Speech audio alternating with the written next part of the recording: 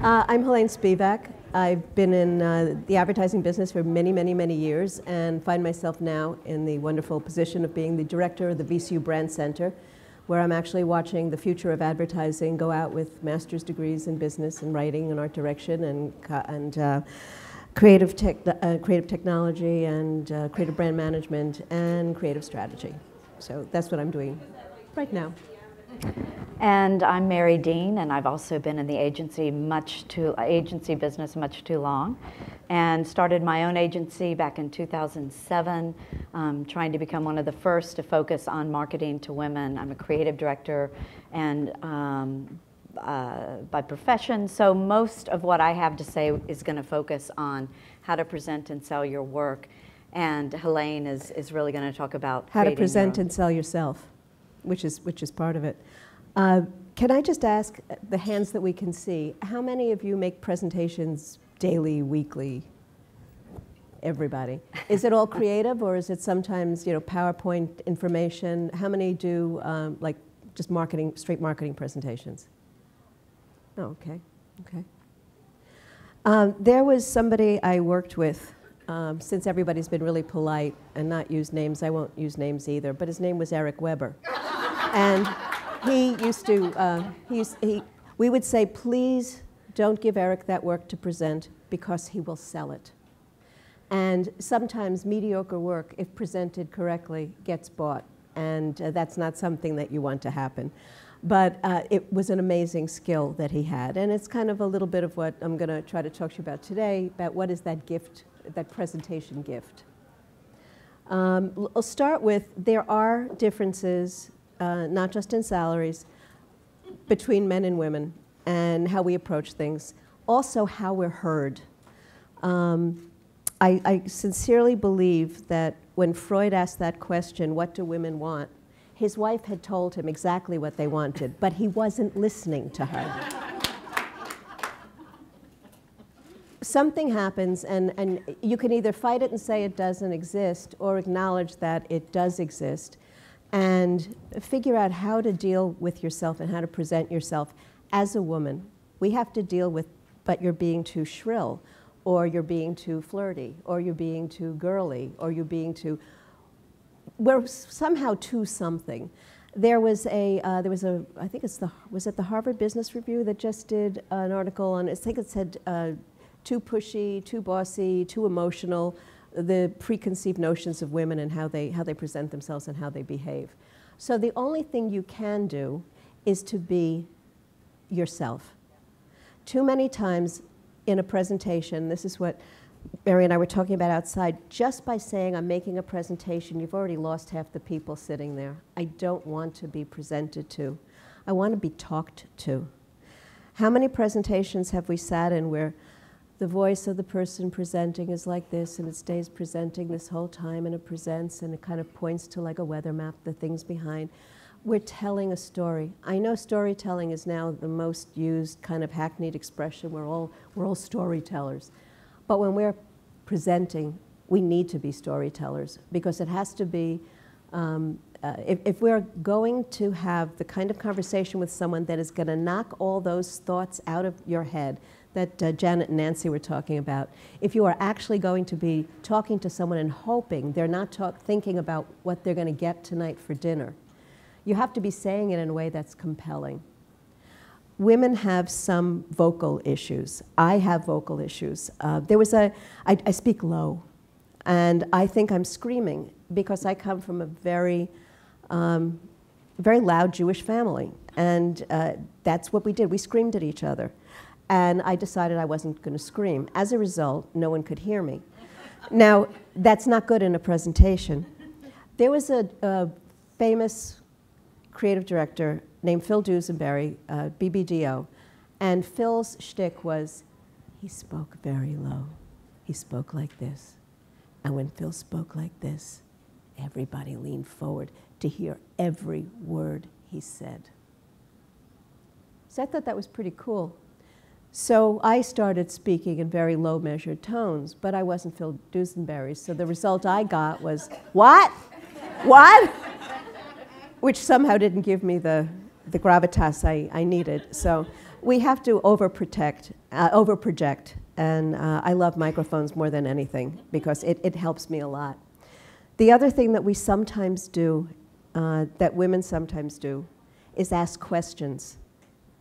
It's a little valley girl, which is fine if you're there, but not fine if you're from anywhere but. And if you want to make a point, and you're talking about something serious, and when that thing is really serious, you want to present it in such a way that take ownership for making a statement. We can actually make a statement without somebody thinking that we're being. I think women tend to be a little too self-criticize, a little too too many critiques of themselves. We listen to ourselves. We're sitting outside our heads and watching our performance, and we freeze. And while the same issue is for men, we don't often see it. The thing about being authoritative is just done by, doesn't have to scream. You have to know what you're talking about. How many of you rehearse and rehearse and rehearse when you have a presentation? How many of you rehearse out loud when you have a presentation?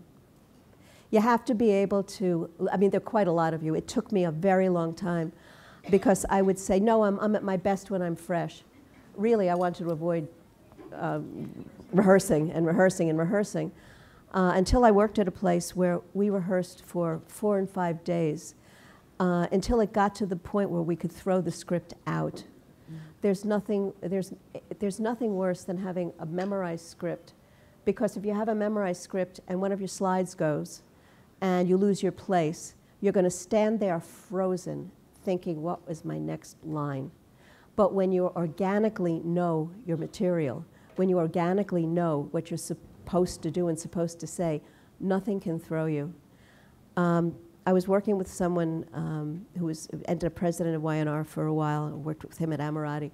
And we had a big presentation, and it was all off slides, which is something else we can talk about later, slides, the dreaded slides.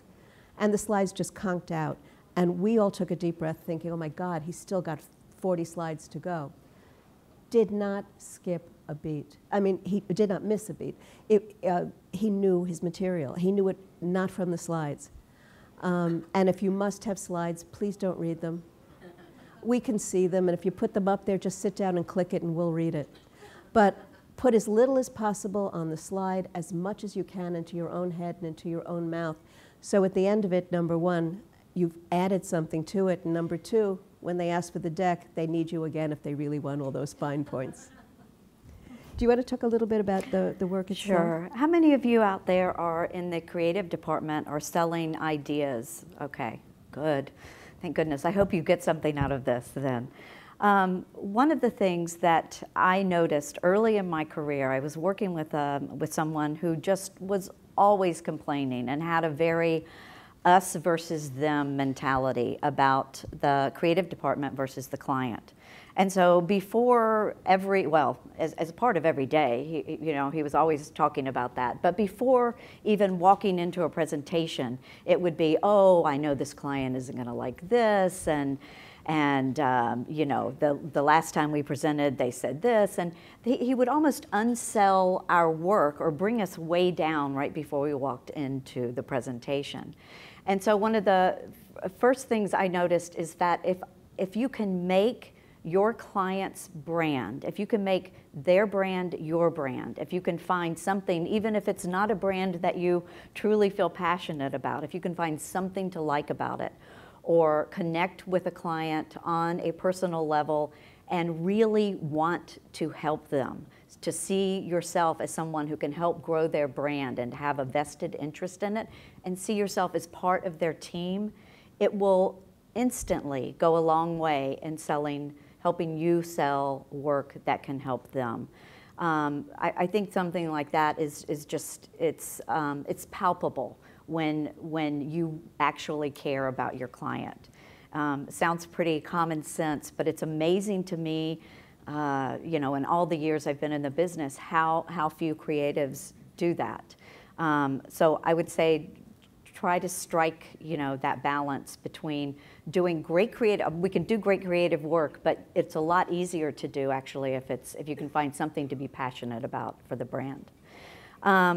The other thing I would say is to think about your own brand first. And this is really the equivalent of saying every day at your job, every time you create, every time you present, know where you want to be long term and who you want to be long term and what you want to stand for. And I think one thing that this does is it makes those bad meetings that we all have, when instead of buying your incredibly brilliant idea, they decide to go for the third piece of crap that was presented almost as an apology, but it's their favorite.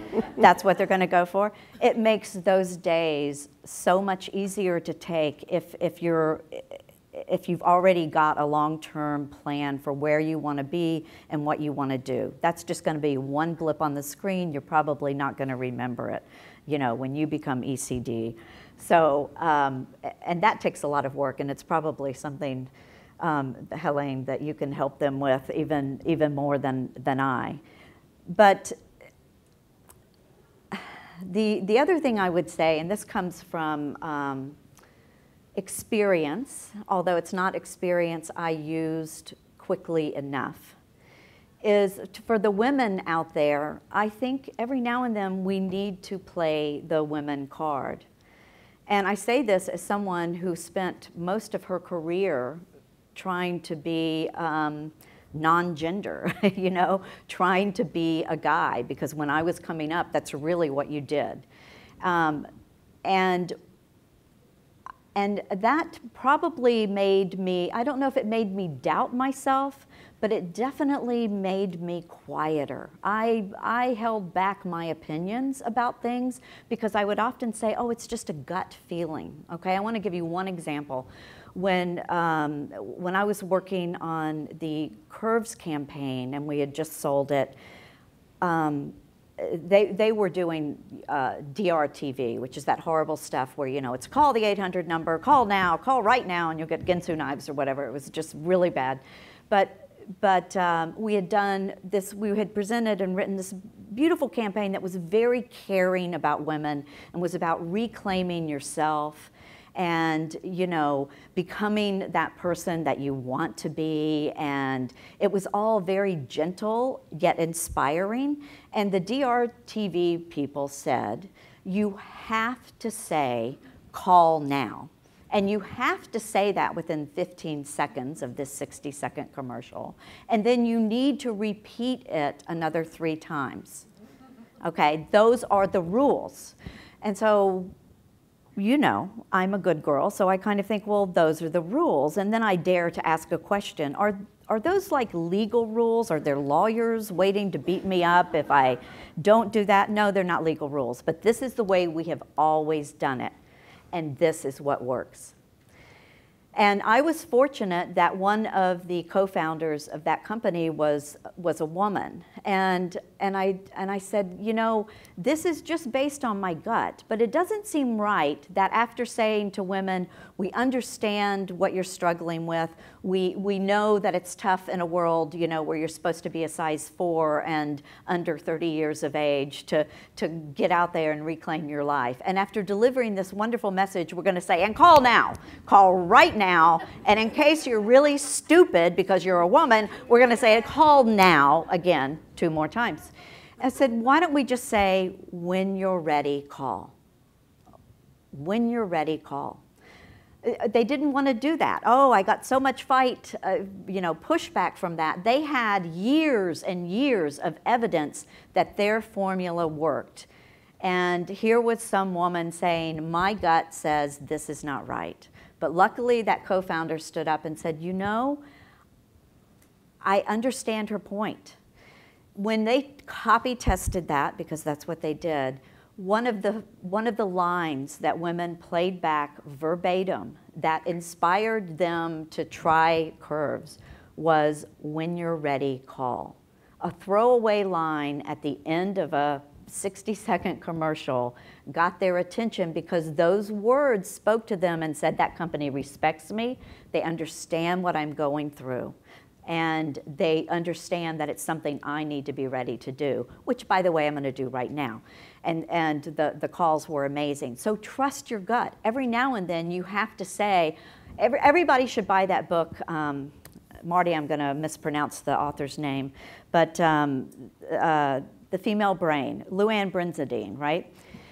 Everybody should buy that just so you have within your arsenal a few scientific facts that help you illustrate for people who might be stuck in some very old-fashioned rules, such as that DRTV rule, about how men's and women's brains do work differently. We react to things so much differently, whether it's, you know, humor is much different. We pick up on details like that you know, might just go right over men's heads. So have a few of those in your arsenal, and it will help you make this not just about your gut feeling, but also base it in science. And I have to, you know what, I broke a very cardinal rule of presenting, which is we did not rehearse at all. Separately, not yeah. together. So, and we thought this was going to be a workshop where each of you got to stand up and talk about your portfolio, and we were going to critique it. That's right. I can talk while you find your place. No, it's okay. There was part of when starting out in the business, I would go to meetings and I did everything wrong. I would start out a sentence with, "I'm sorry, but," or "I know this is going to be stupid, but." Or I would just point to my, you know, and just say I'm a loser, you know. And now I'm going to speak to you and tell you what I have to say. But the other thing I would do is I would go, gee, if I think the answer is X. I wouldn't say it because I would be too afraid that if I said it, it would be wrong. And then my boss would say it, and then I go, okay, I guess that was something I could have said. Went on a while, and then finally I thought. I went over to him and I said, you know, I've been very quiet, but I've been watching you, and you say half the things that I'm thinking. So your genius is in stating the obvious. And he said, not being a shy one himself, no, my genius is knowing what the obvious is. And I think a lot of times what we do is we overcomplicate things, and we ask ourselves to find a much more complicated answer to something. And I think being able to cut through, and the way our brains work is kind of being able to put all these connections together and come out with something simple. But what we do and the way we do it, I think partially the reason why men and women have difficulty in communicating is most of our thought process is done aloud. Most of men's thought process is done silently, and they come out with an answer. So when we're talking, they're just seeing these lips moving like this, and they're waiting for them to stop so they can say, uh-huh, or actually listen. But there are so many traps that you get angry at so early, and one of them is saying something like, I think we should go left. Totally ignored. 5 minutes later, a man says, I think we should go left. And everyone goes, my God, that's brilliant. And you end up sitting there going, I said that. Then you feel kind of stupid because you're not going to say, but I just said that. So what you have to do the first time you say it is make yourself heard. And not necessarily by screaming, but sometimes it takes, it takes a while. It takes a while for people to get to know you and know that what you have to say, I mean, that's with anything, men and women, you have to earn your voice. But at one point when I was trying to present an idea and I kept going like, and after a while you feel really stupid and you think someone's got to be watching me go, and just saying, let's see how many more times Elaine can do that and be ignored. I stood up and I turned and I walked out of the room. And someone said, where are you going? And I said, you're not listening to me. Obviously it's not important to you, so I'm leaving. So I was asked to sit down again and they listened to whatever I had to say. But sometimes what you have to do is say, I need to be heard. I went to a conference recently and the woman who, the filibuster Wendy Davis' filibuster, ended at 11 o'clock. So the Democrats needed an extra hour to fill so the vote wouldn't go in, and they had to have this thing go over 12. Well, another woman, senator from Texas, came out And she tried to get the attention of the speaker and said, "Excuse me, sir, I just need to know a point of," she was trying to get what points she needed to make in order for her to keep speaking. So finally what she said was, "What does a woman have to do to be recognized on this floor, sir?" The place erupted. The applause lasted that extra hour they needed to keep the vote, from being voted on. And if that woman hadn't stood up for herself and had stood back and was afraid to hurt or to say, her point would never have been heard, another lousy vote would have gone through for women. So sometimes we just have to, we have to make ourselves heard and not be afraid that we'll be seen as shrill or bitchy, or get used to it. We talk. And sometimes we talk louder because we have to get your attention. If you'd listen in the first place, perhaps we wouldn't be shrill on occasion. I find myself getting, angry. And it's not about anger, it's just stating your case. And one simple little thing, and I'll just put it right back to you, is when you've made a sale, I've seen this happen so many times, get that work off the table, thank them, and go home happy you've succeeded. I have seen so many people unsell their work by keeping it out there and saying one more point. Or you have this brilliant thought in your head, you just give them one more reason why they made the right choice, and that could be the one thing that says, "Oh, I didn't think of that." Don't unsell your own work. Yeah, they're going to think of plenty of things to unsell it after the meeting. And they'll get back to you about those on Monday. So you won't have to wait that long. Because I showed it to my mother-in-law, and she really liked it. I showed it to my wife, and she said she's worried about X, Y, and Z. So the other thing I think that really helps is, do all of your agencies, I'm sure they do, have great account planners? Because if they don't, you need to make sure they get one. Account planners have been my greatest asset throughout my career. I love consumer research. Before I do a campaign, I really want to understand how whoever the target market is thinks and acts, and I want to know everything about them. And that comes in very handy when you're trying to sell work, because instead of making any point you want to make about, keeping in a line or keeping in a visual because it's good or because it's arty, which no one gives a damn about, you can make it about it's what that consumer wants to see, or there's something about it that's going to resonate with the consumer. The other thing that really helps is by teaming up with your account planner, picking their brains. In the process, what you're doing is gaining an ally that will help you sell that work. Because in the process, what usually happens is the campaign that you love, or the campaigns plural that you love, kind of become their campaigns as well. They start to feel some ownership, as anyone would, anytime you're asked for your opinion or some input or some more information, then they become a co-seller in your campaign. So that's something that's really helped me tremendously. Does everybody's agency have good account planners? No? Oh my God.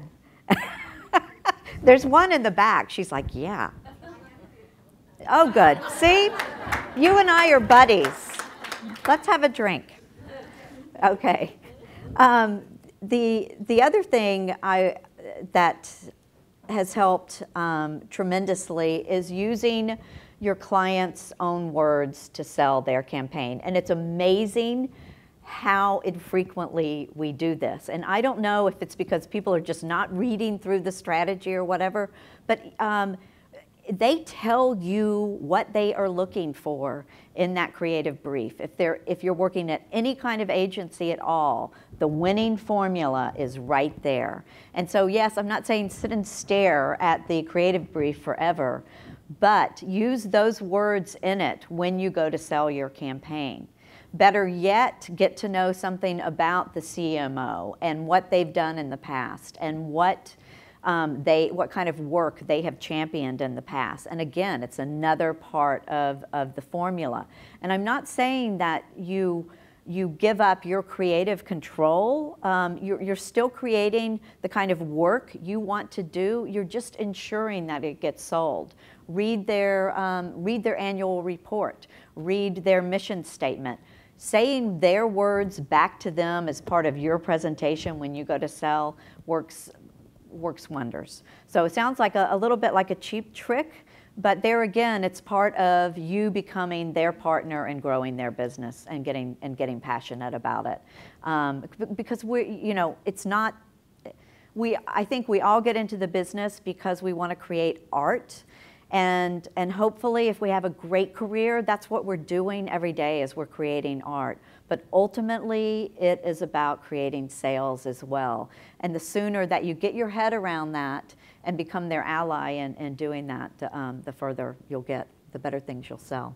And the other thing to do, particularly in new business, although I just got a glimpse of the color my hair looks in that monitor, it's unbelievable. It's like luckily I Michael can't see. Jackson when his hair went on fire. Lord. I'll block you. Yeah, thank you. I apologize for anyone that I'm offending or hurting their corneas. God, I went for natural. What do you think? The internet does so many wonderful things. It puts so much information out there for us.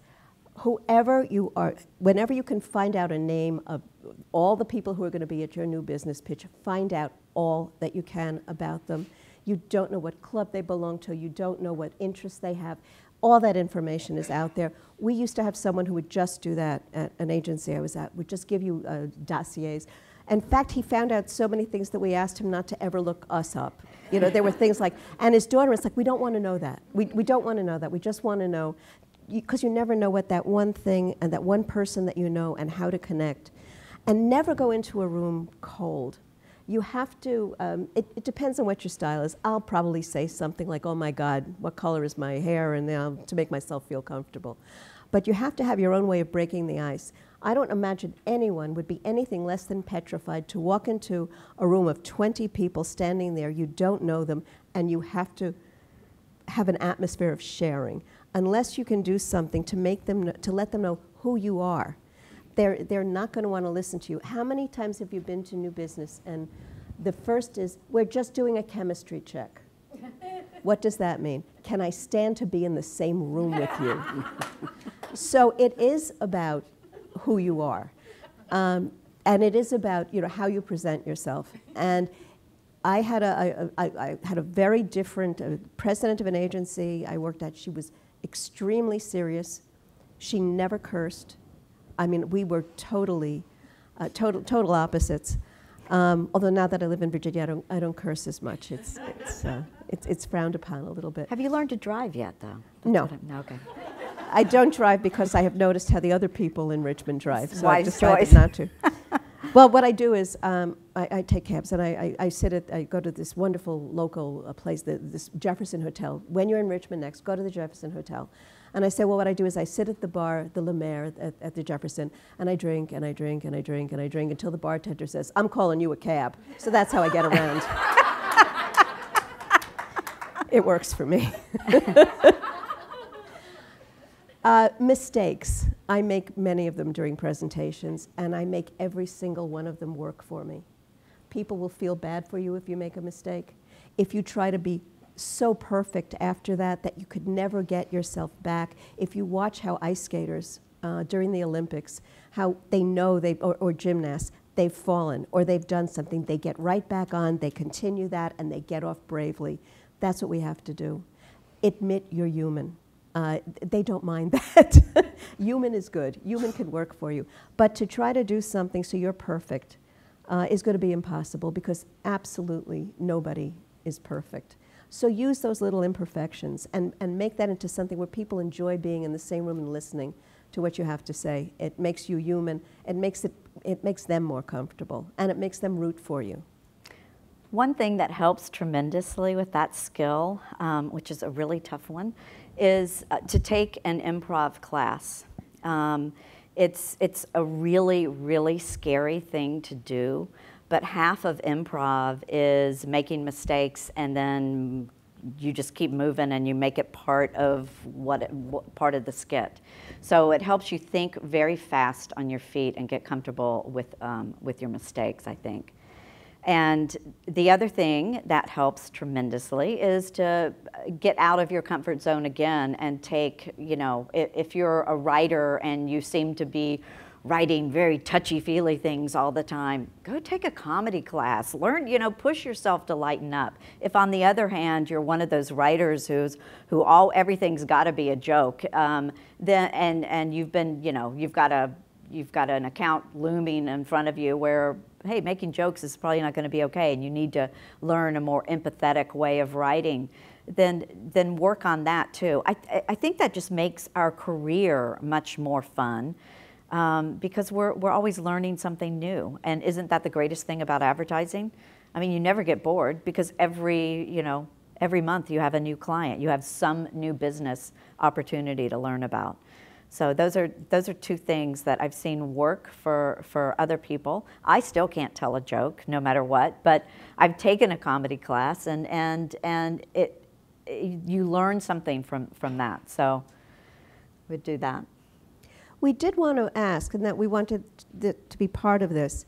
Do any of you have any, personal stories or questions about presenting or about work, or about a specific thing to present, or problems you've had in the past, or anything you'd like to ask us about?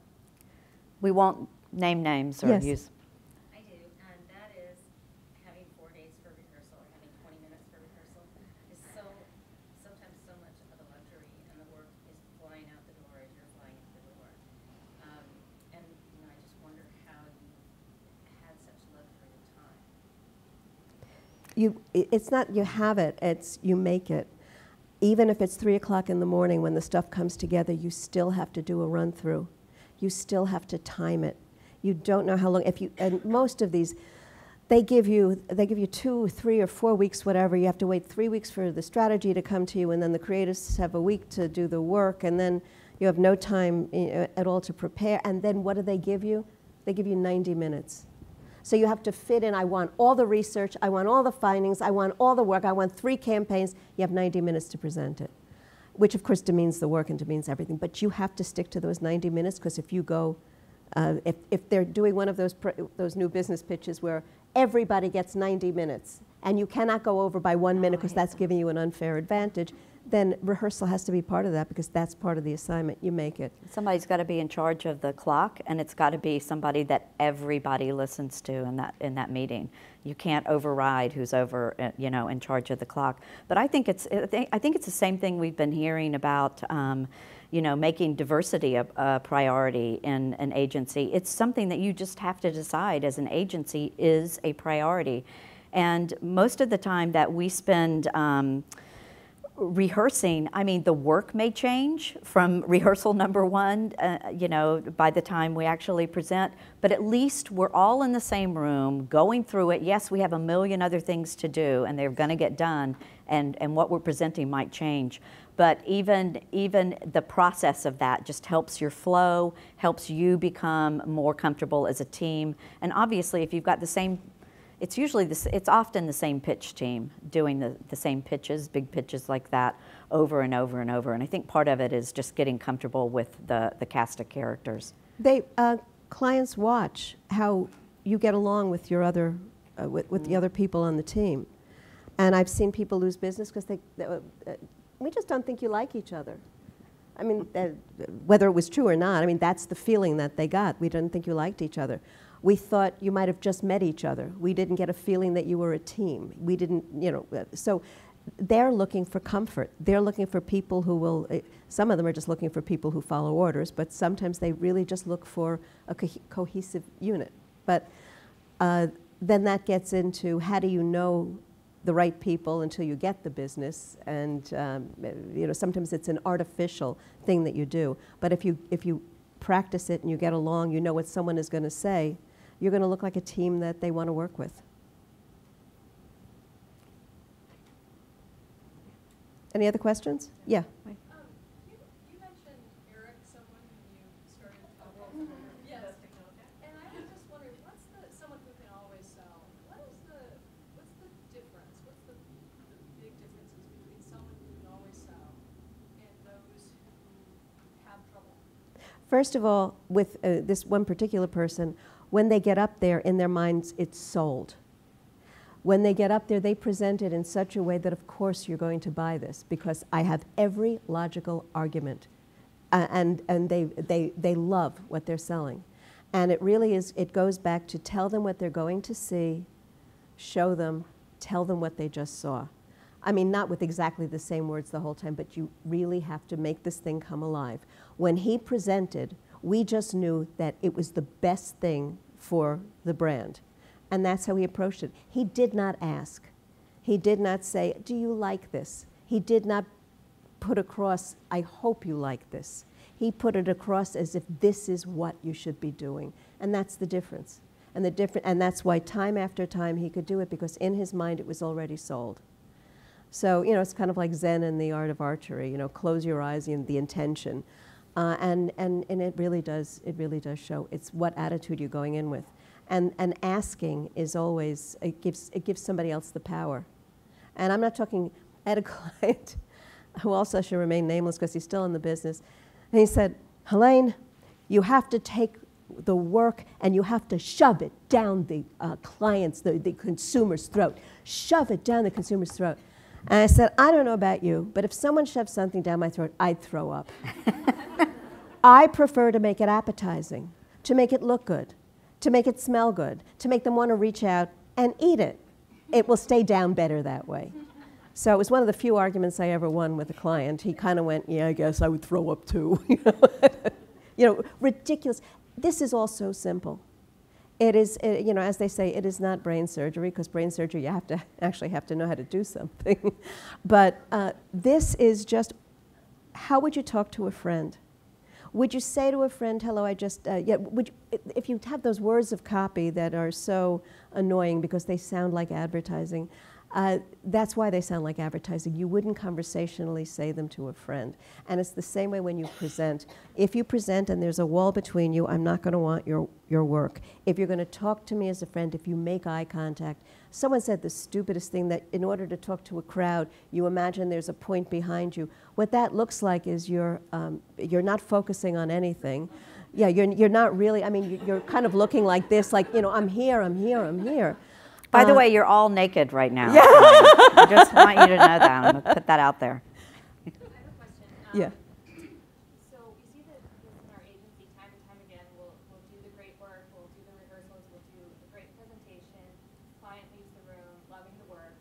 They take it back, and they talk amongst themselves, and then they come back with, well, we want to combine this and this, we're changing this, our so-and-so son has done a sketch, I want you to have a look at it.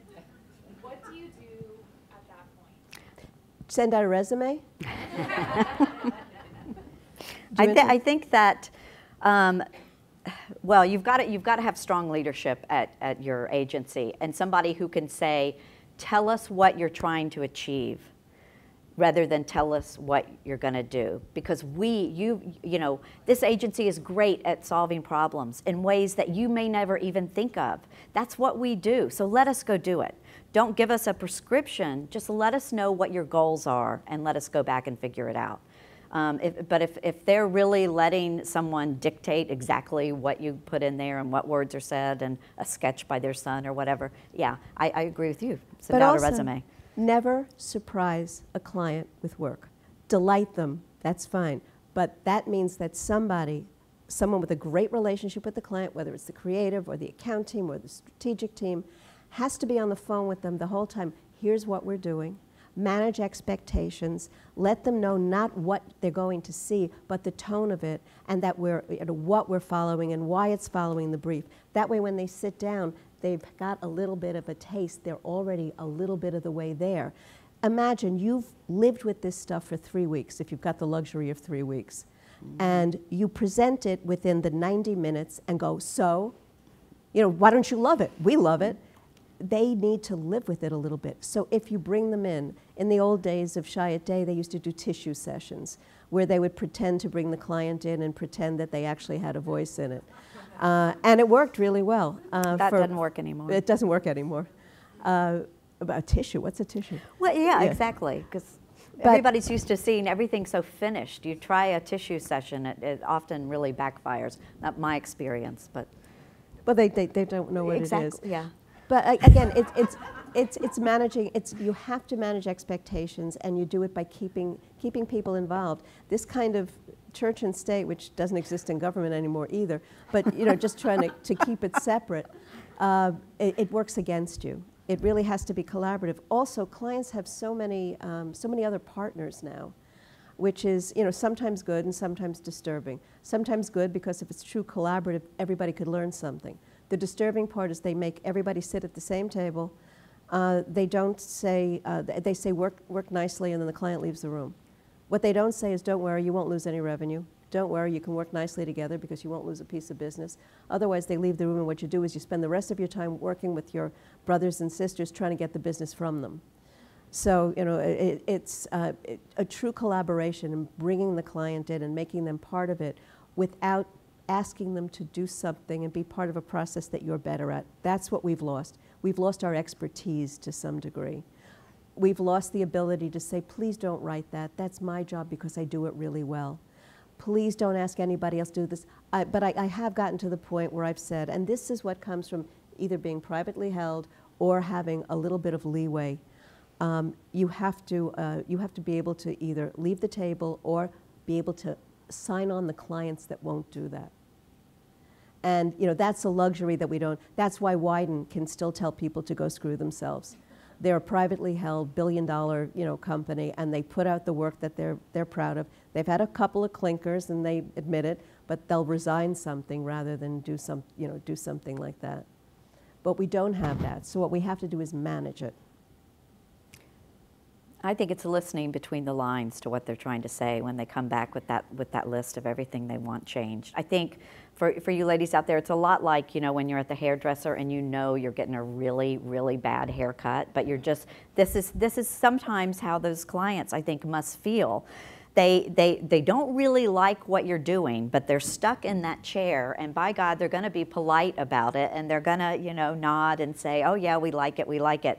But once they get away, they're going to do the same thing that you did when you got that bad haircut. You're not going to tell them, but you're going to, by God, go tell everybody that haircut sucked, and this is who did it. But I don't think it's that. I think they've got so much writing on things, so much money, so much pressure from places we probably don't know about.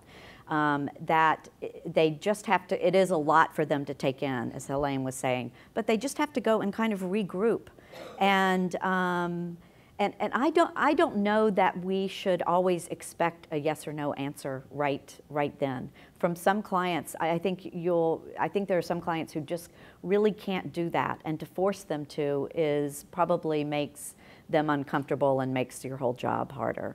It's nice to be able to go away, to think about it, but I was going to say to train them.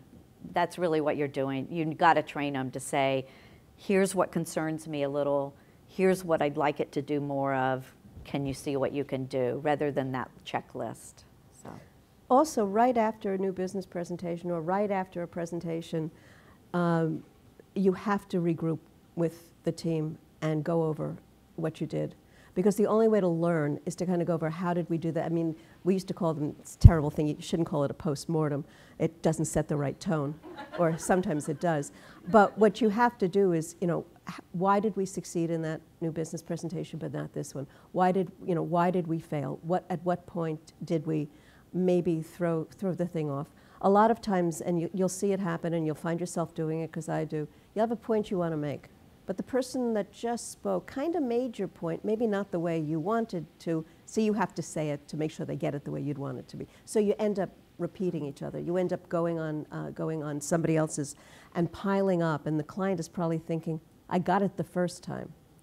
But again, you have to hold back your own wonderful genius words.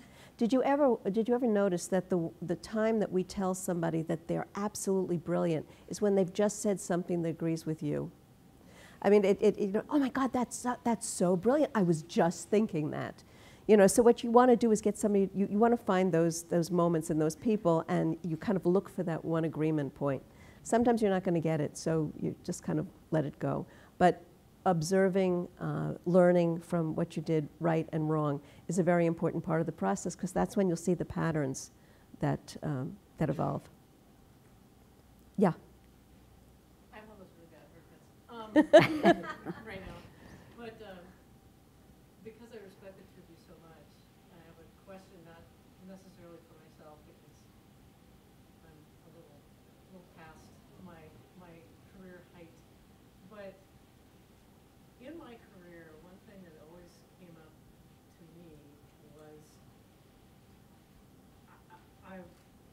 often the only woman in a creative department, certainly one of the only women creative directors, things like that. One of the things that I would get called on is that I was disrespectful because I disagreed. And I wonder if you could, both of you, with your careers, if you could talk about, for some of the younger ladies here, how do you disagree? First of all, I don't think I was disrespectful. I think what I did was I disagreed, but I got called, and always by male colleagues, or I loved it. I had to apologize. I'd have to apologize to some 6'5" new business guy, because I said, well, you haven't won the last 8, so maybe we should switch things up. So I'd say something like that. Okay, I mean, granted, that's not a very nice way of saying it, but I would disagree with how things were done.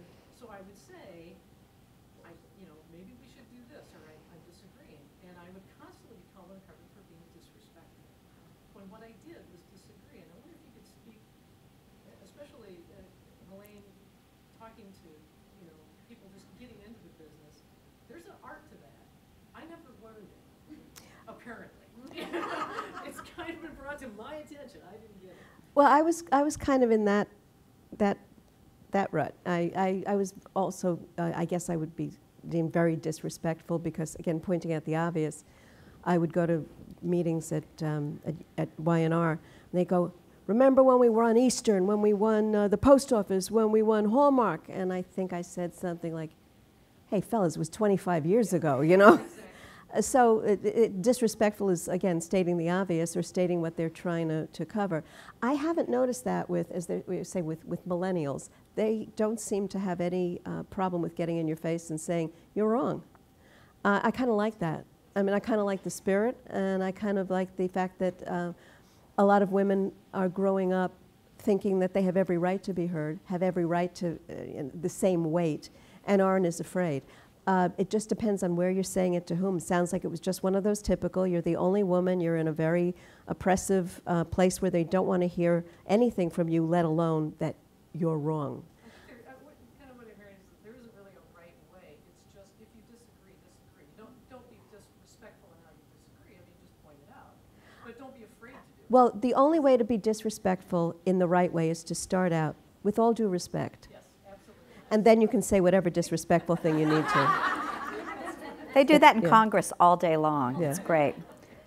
I think you've got to come to terms with the fact that they're gonna think you're a bitch. They're gonna think you're a little shrill, no matter what, and be okay with that to some degree. I mean, that's just. I think it didn't really bother me, but I always thought that it kind of, well, why is it okay for Sam to say I don't think that's such a good idea? But if I say that's not such a good idea, I have to apologize. Because Yeah. Sam won't be emasculating when he says that, and exactly it. it's That's a little exactly the emasculating when I always found a way to say it a little nicer and still be able to live with myself. Because you should be able to, again, free, open discussion, but I will, the concession I will make is it will take me an hour to say something that should just be, don't be so stupid, just let's do this. But instead I would go, I find ways to say it that it doesn't seem as if I'm being a dictator. I would like to say, get the hell out of here, you're fired. Instead I will go, let's talk about something. I need your help with something. What is it? With you. And here's why. And you'd be amazed. It's been working. You have to go a little bit out of your way because that is the reality. And by saying you're wrong, I mean, I used to walk on the 6th floor. This place I used to work, that used to be the executive floor. And when they heard my voice, I could hear legs crossing.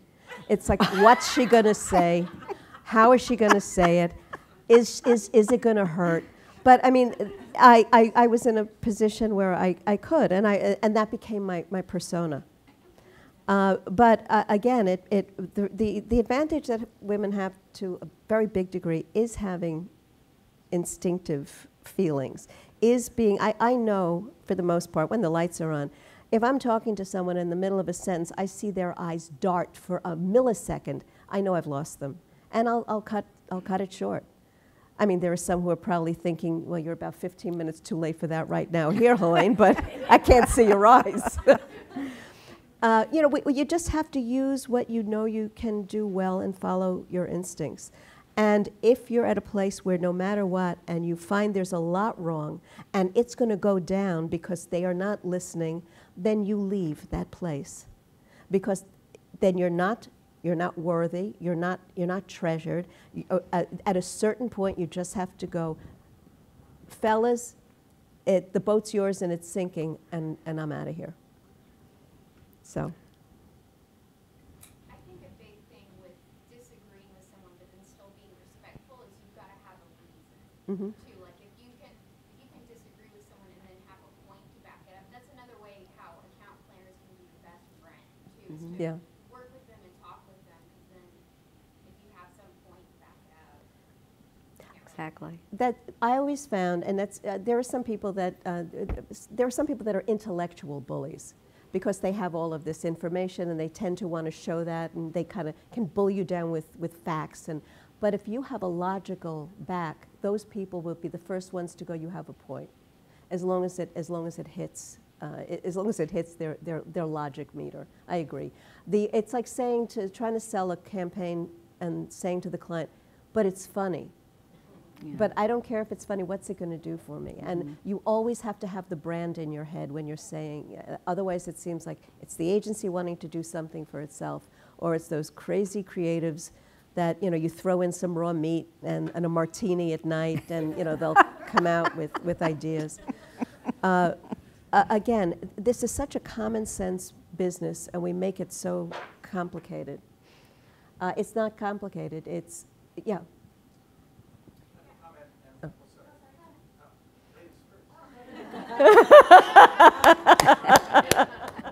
Yes, go ahead.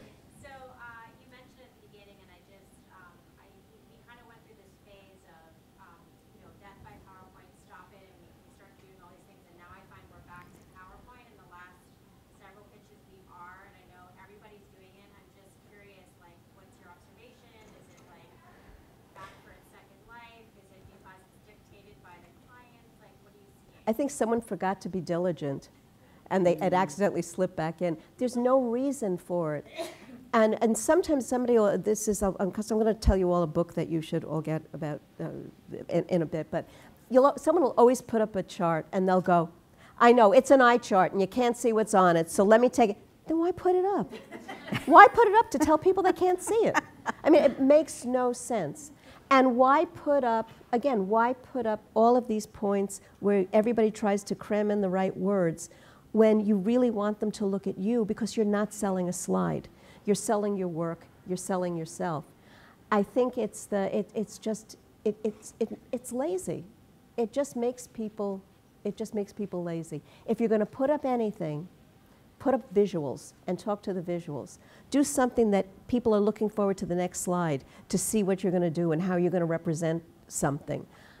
It's a visual world now. It's not really, again, they were just talking about this morning. A guy, Kawasaki was talking about Instagram. He doesn't, how many meals I've put out there. Why? Because people say, where are you? You just take a picture. I'm eating dessert, obviously. You know, so why PowerPoint? And take your own stand. No, I'm not doing PowerPoint. Or put it where it's necessary, but make sure it's visual. Oh, I think are we over? I don't know if that means we're over, or we have, I know, they put more time on the clock. One more The best piece of selling advice I ever got was from a woman, my ex-partner, Erica Rich. She said, disarm them with us. That's probably the best piece of selling advice I've gotten. I think that's worked well. The thing I wanted to ask you guys is, what is the importance of presenting as a very young creative? Your opinion on that, and maybe some best practices to help mentor young creatives in presenting. I was kind of thrown to the wolves. I was just going to say, Yeah, we're all thrown to the wall. mentor. Let them practice, let them get up there, make them present, even if it's just an internal thing, and don't let them just go out there, because they'll get so scared they won't be able to do it. Coach, have a separate thing where you have all of the people just starting out, and have a presentation class at your agency. say you're not going to go out there until you learn. Yeah. Have them do things that get them up on stage outside the agency. Again, I promise you, the improv and the comedy, anything that gets them up on stage and comfortable with it helps tremendously. Now, either we are doing so well that people are coming in because they're hearing about it from outside, or the next thing is about to start. So I'm going to assume that. Thank you very much. Thank you. Thank you.